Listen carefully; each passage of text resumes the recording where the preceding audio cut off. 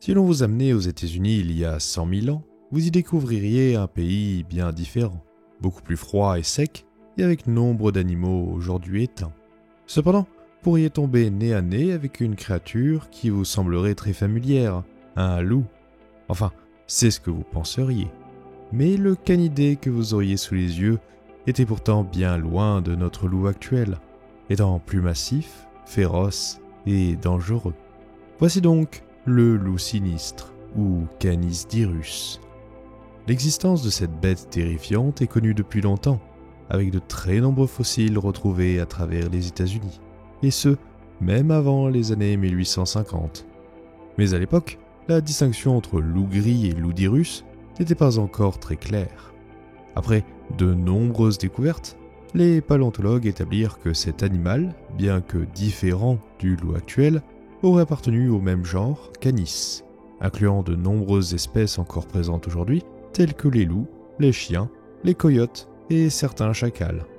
Ainsi, il fut d'abord nommé Canis primaevus, puis peu de temps après, fut renommé Canis dirus, signifiant « terrible loup ».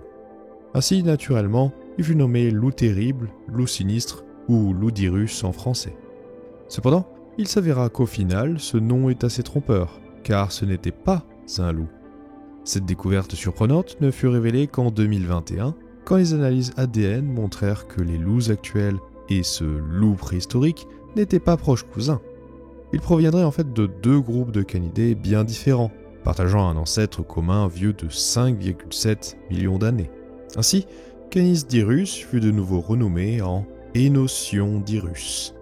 Pendant longtemps, les scientifiques pensèrent que le loup gris était son plus proche parent actuel, mais il s'avéra que non, car il s'agirait plutôt d'une espèce de chacal africain. Cette erreur serait liée à la morphologie du loup dirus, bien plus proche de celle du véritable loup que d'un chacal. Ces deux canidés étaient certes bien différents de par leur ADN, mais ils disposaient d'une taille, d'une stature et de proportions assez similaires. Tout ceci serait dû à une convergence évolutive. Ce phénomène advient quand deux organismes n'ayant pas de lien de parenté direct acquièrent indépendamment des traits similaires pour s'adapter à la même niche écologique. Un exemple bien connu est l'apparition des ailes chez de nombreux animaux très différents, comme les insectes, les oiseaux et les chauves-souris. Fin de la parenthèse. Un autre fait amusant est que le loup gris et l'Enosion dirus coexistèrent pendant des centaines de milliers d'années en Amérique. Et bien que partageant nombre de similarités, notre loup terrible possédait des caractéristiques justifiant son nom, la plus visible étant sa carrure. Les paléontologues estimèrent qu'un adulte de taille moyenne aurait pesé entre 60 et 68 kg, soit autant que les plus gros spécimens de loup actuels, ce qui signifie que certains individus auraient pu être bien plus imposants.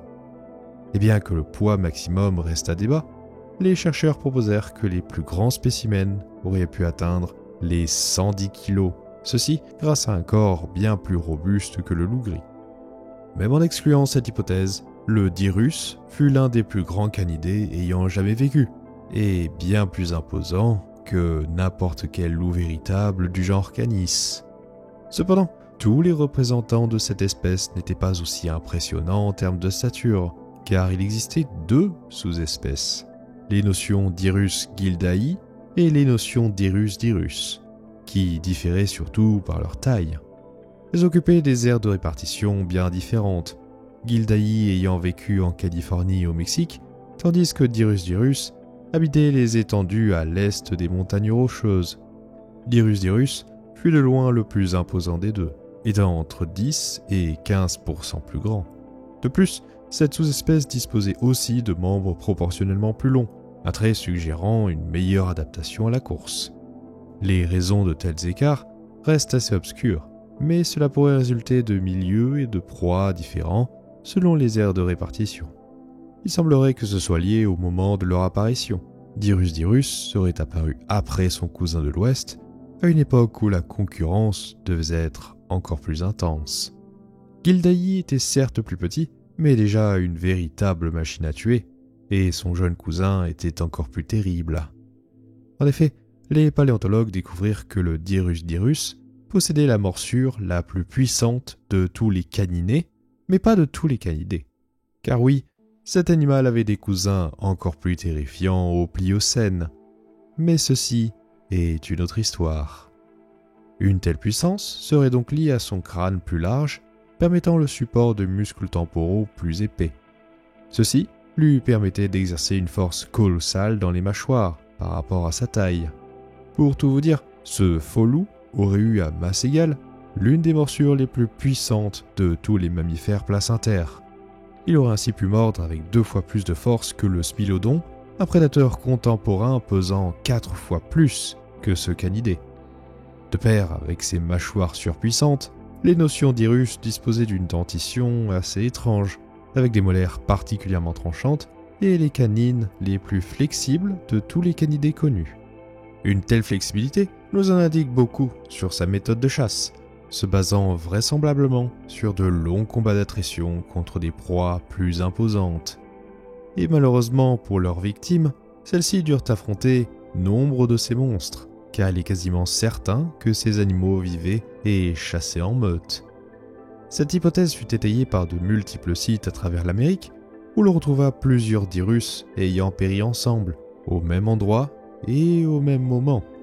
L'un des sites les plus connus étant les puits à goudron de La Brea, en Californie, ayant piégé de nombreux prédateurs. L'immense quantité de restes de loups-dirus retrouvés à cet endroit, par rapport aux autres prédateurs, convainquit les scientifiques sur son mode de vie grégaire. La taille de ces meutes reste incertaine, mais elles auraient pu compter entre 12 et 30 individus.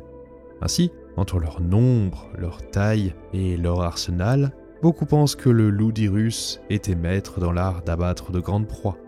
Cette hypothèse fut récemment confirmée par des analyses isotopiques révélant qu'il s'attaquait surtout à des camélops, d'anciens bisons, des antilopes naines, des chevaux préhistoriques, des paresseux géants et même peut-être aux mammouths de colon et aux mastodontes américains, bien que ceux-ci ne devaient pas être leur proie de prédilection. Pour abattre de tels animaux, Dirus devait employer des tactiques similaires à celles observées aujourd'hui chez le loup gris.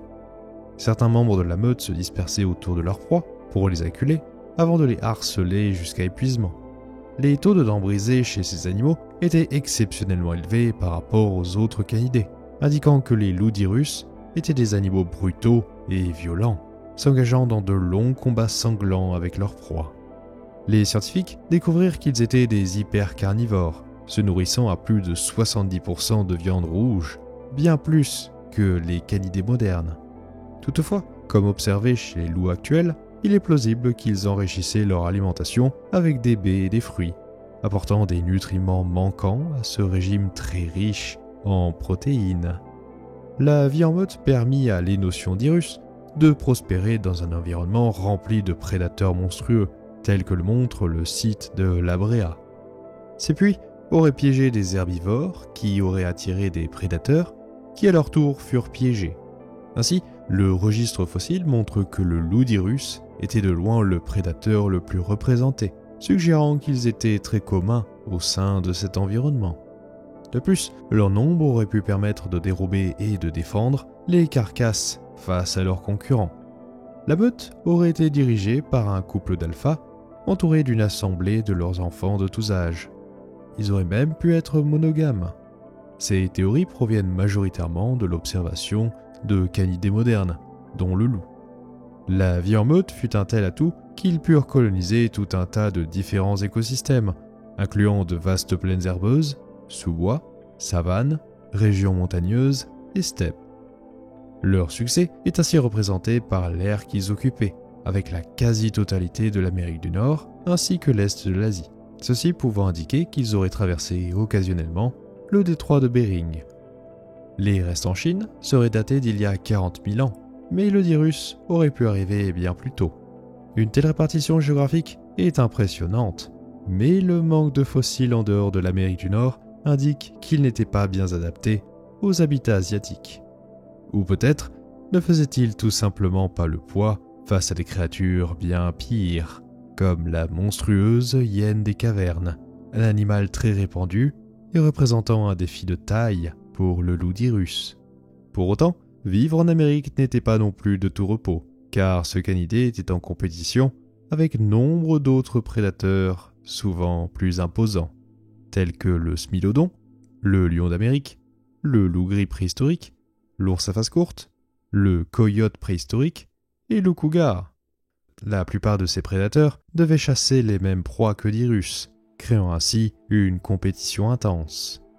Ces animaux auraient donc adapté des habitudes alimentaires assez spécifiques, car ils étaient littéralement des goinfres, mangeant le plus possible, le plus vite possible, avant qu'une autre bestiole assoiffée de sang n'arrive pour les défier. Cependant, un autre compétiteur finit par les rejoindre, et fut un peu plus problématique pour ces animaux lupiformes.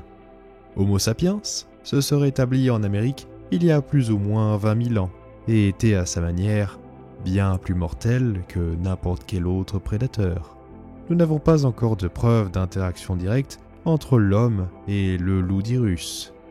Ce qui est sûr est que ces grands canidés s'éteignirent vraisemblablement il y a 9500 ans.